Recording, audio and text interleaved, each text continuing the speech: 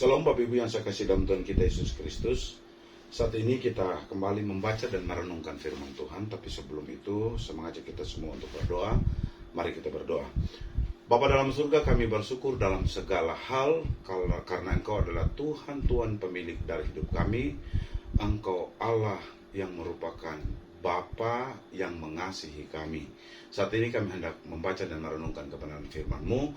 Kami berdoa di dalam nama Yesus, Allah Roh Kudus yang adalah pemilik dari firman-Mu akan menerjemahkan lebih dalam hidup kami, supaya kami dapat memahami kebenaran firman-Mu, berjalan dalam kebenaran-Mu, dan menghidupkan firman-Mu sebagai suluh yang menerangi perjalanan kehidupan kami. Kami bersiap untuk bersama-sama belajar firman-Mu. Dalam nama Yesus kami berdoa. Haleluya. Amin. Bapak Ibu yang saya kasih dalam Tuhan kita Yesus Kristus, kalau kita berbicara tentang agama itu berasal dari bahasa Sanskerta, yaitu bahasa A dan Gamos.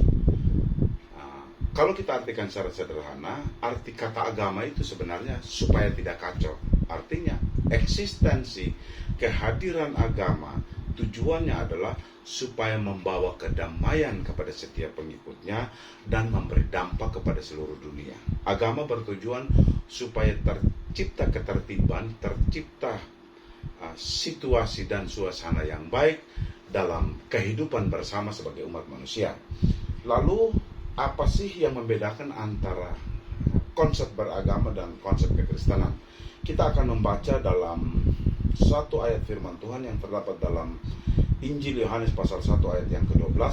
Demikian firman Tuhan, namun mereka yang menerimanya diberinya kuasa untuk menjadi anak-anak Allah, yaitu mereka yang percaya kepada namanya. Sekali lagi, Yohanes pasal 1 ayat yang ke-12, demikian firman Tuhan, namun mereka yang menerimanya diberinya kuasa untuk menjadi anak-anak Allah, yaitu mereka yang percaya kepada namanya.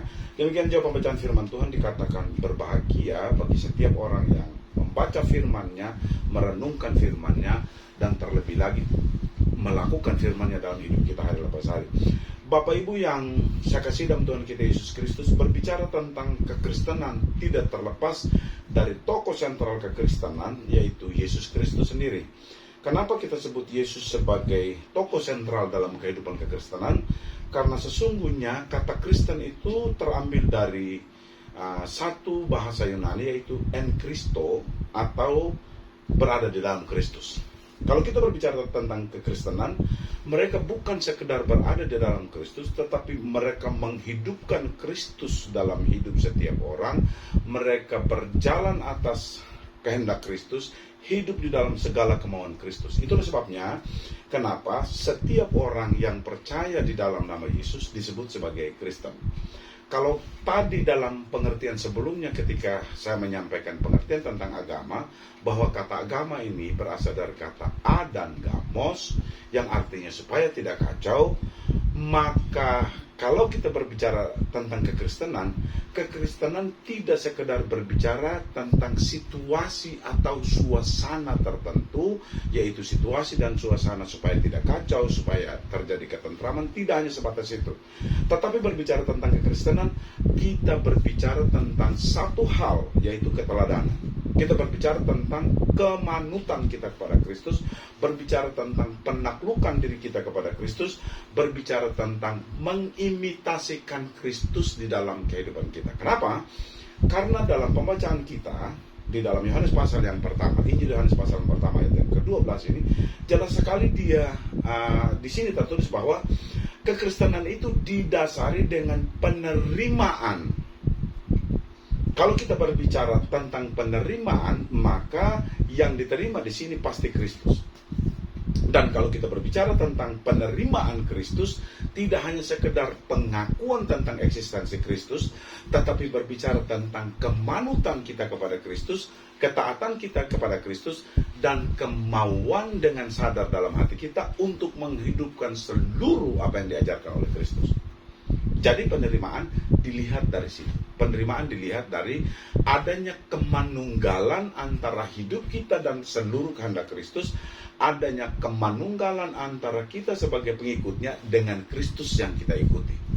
Itulah sebabnya bahwa kekristenan itu baru disebut Kristen, baru disebut pengikut Kristus kalau diawali dengan penerimaan. Yang kedua, setelah kita berbicara tentang penerimaan, baru disertai dengan kuasa.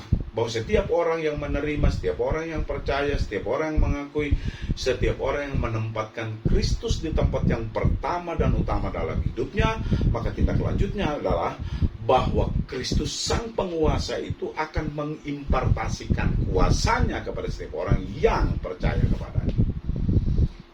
Jadi kalau kita berbicara, awalnya itu langkah awalnya adalah acceptance. Langkah awalnya adalah hati yang terbuka, hati yang berpasrah, hati yang berserah, hati yang menerima Kristus. Itulah langkah awal. Baru kita bisa disebut Kristen. Jadi di sini jelas berbeda.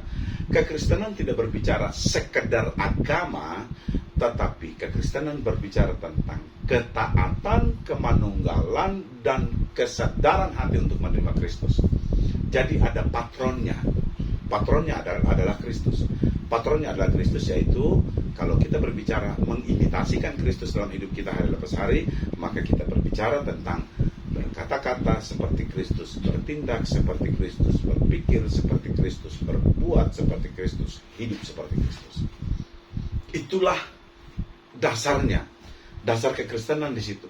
Dia tidak cuma hanya mengatur sekedar etika, tidak hanya mengatur tentang tatanan, tidak hanya sekedar mengatur tentang tata cara hidup, tetapi mengatur bagaimana menghidupkan Kristus dalam kehidupan kita.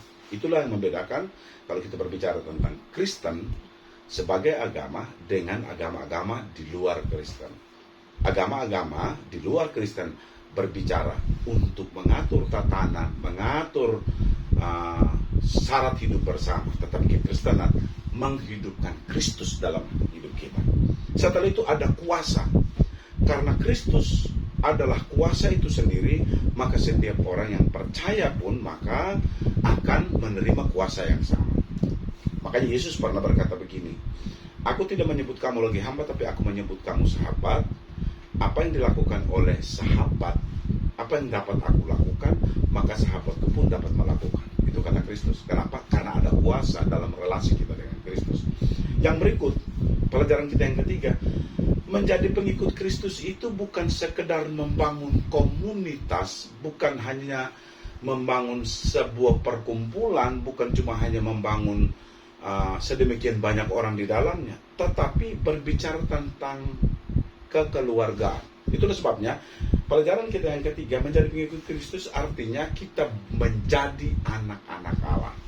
Yang tadinya ketika Adam dan Hawa dan sampai ke kita sekarang memilih untuk tidak menaati seluruh kehendak Tuhan, yang membuat kita mati, yang membuat kita jauh dari Tuhan, yang membuat kita mendapatkan maut. Tetapi ketika kita percaya Kristus, sesungguhnya kalau kita baca di dalam Roma pasal yang ke-8 ayat yang pertama disebutkan begini, kurang lebih bunyinya seperti ini: tidak ada penghukuman bagi mereka yang berada dalam Kristus Yesus. Ada sebuah kemerdekaan, ada sebuah pernyataan jaminan dari Tuhan bahwa Bapak Ibu dan saya yang percaya Kristus, bahwa Bapak Ibu dan saya yang menghidupkan Kristus, bahwa Bapak Ibu dan saya yang mengikuti Kristus, bahwa Bapak Ibu dan saya yang mengimitasikan Kristus, mengimitasikan Kristus dalam hidup kita. Dalam tanda petik mengimitasikan seperti ini, Kristus dalam segala kesempurnaannya bisa terlihat dalam hidup kita.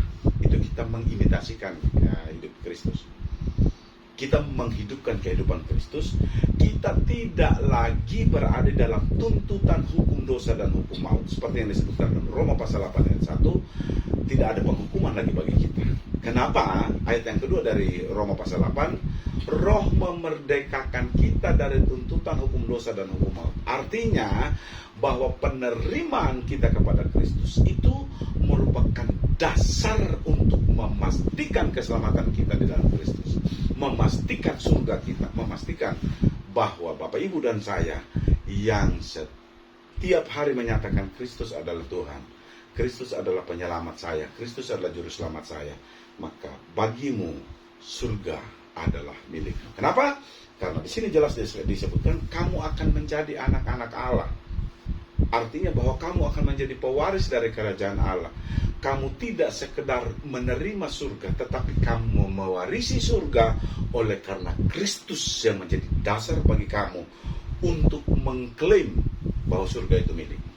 Karena itu saya boleh menyontek kata-kata Ahok bahwa orang Kristen itu adalah orang paling confidence berbicara tentang keselamatan. Orang Kristen itu orang yang paling percaya diri untuk berbicara tentang keselamatan. Kenapa? Karena bagi mereka surga bukan hanya upah dari perbuatan. Surga bukan hanya upah, bukan hanya hasil dari pahala, tetapi surga itu adalah warisan. Karena engkau diberi kuasa untuk menjadi anak-anak Allah. Tapi prakondisinya engkau menerima Dia dan percaya Kristus bahwa di dalam namanya engkau sudah menjadi anak-anak Allah. Selamat menikmati surgamu. Amin untuk firman Tuhan. Mari kita berdoa. Bapa dalam surga, kami sungguh sangat bersyukur kalau engkau memperdengarkan suaramu, di mana engkau telah memilih dan menentukan kami untuk menjadi penerima dan pewaris dari kerajaan-Mu, yaitu kerajaan surga. Kami bersyukur karena firman-Mu memberikan kekuatan kepada kami tentang kepastian keselamatan, kepastian surga bagi setiap orang yang menerima, karena mereka akan diberi kuasa untuk menjadi anak-anak Allah. Kami berdoa, Roh Kudus, tanamkan firman-Mu dalam hidup kami, supaya kami semakin hari semakin kuat di dalam Engkau, bahwa kami adalah anak-anak-Mu, pewaris kerajaan-Mu. Kami berdoa untuk Bapak Ibu Gembala, Tuhan memberkati mereka dalam setiap usaha pekerjaan mereka, dalam setiap kehidupan mereka. Damai sejahtera melampaui segala akal turun atas kehidupan Bapak Ibu Gembala. Kami berdoa untuk keluarga besarnya, anak mantu cucunya, mereka selalu dalam keberkatan bersama dengan Tuhan. Kami berdoa untuk setiap anggota jemaat kami yang sakit disembuhkan dalam nama Yesus, yang kekurangan cukupkan dalam nama Yesus, yang berduka dihiburkan oleh perantaraan Roh Kudus.